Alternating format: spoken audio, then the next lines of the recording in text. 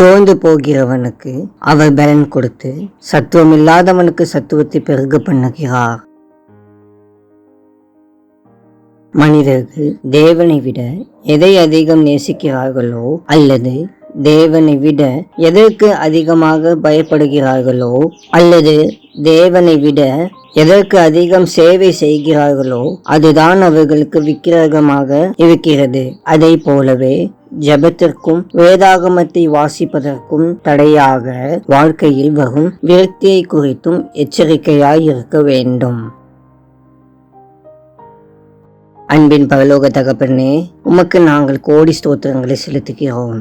ஆண்டவரே, உமக்கு முக்கியத்துவம் கொடுத்து உமது வாழ்த்தின்படி வாழ எங்களுக்கு உதவி செய்யும்.